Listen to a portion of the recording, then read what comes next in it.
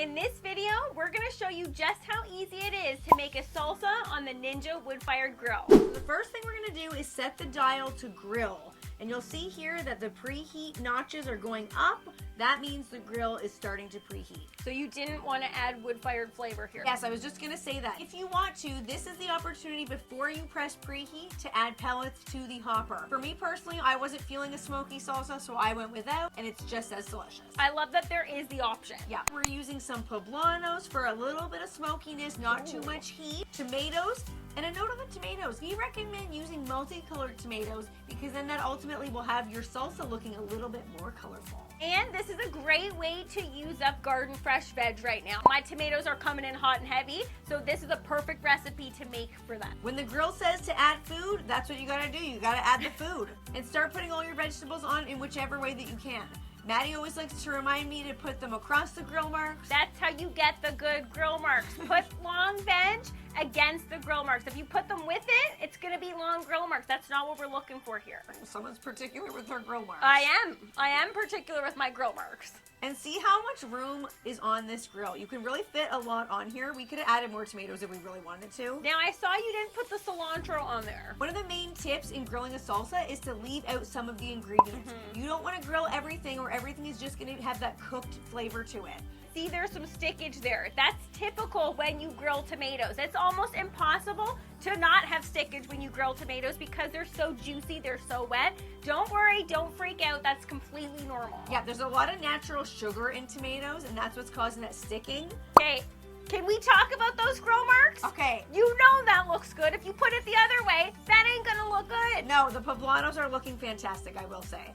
Then when everything is ready to come off, we like to put it right inside our food processor. Okay, can we just talk about that food processor for a second? What? Is that from 1972? That thing's still cooking from 1972? Hey, look, I would put that food processor up against yours and anyone else's, okay?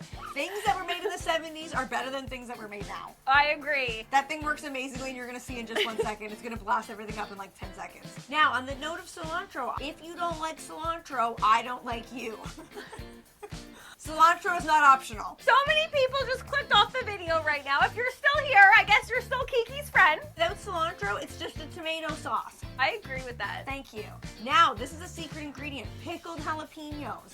Then you have all the layers of flavor going on here. You've got some fresh stuff, some cooked stuff, some pickled stuff, yeah. some spicy stuff. Yeah. Okay? If you really wanted to, which I have added before, a little, like a smidgen of maple syrup.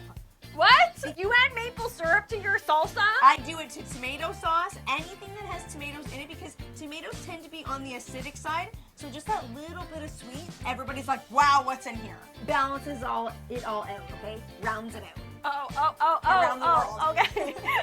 Now we're adding in some lime juice and olive oil. Season it to taste, salt and pepper. We like to go heavy-handed. Now you're gonna see this thing in action.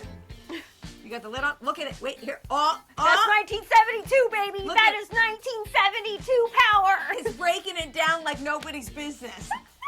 2 seconds later, you got yourself some fresh salsa. That thing's been blasting through the decades. Look at this, though. Okay, that looks spectacular. Okay, a note on the consistency. I was just going to say, the consistency, that's what I'm looking for. Maddie always says you blasted too much or you got yourself a green smoothie. No, thank you. Okay?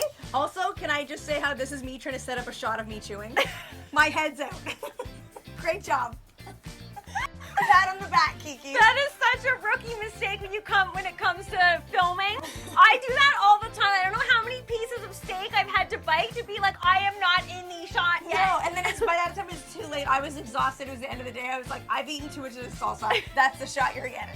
Easy, quick, and it uses up garden veg. I don't know what more you could want from that. Speaking of Ninja Woodfire recipes, check out this video that's on the screen right now because you are going to want to get the recipe for that. Oh yeah, you are.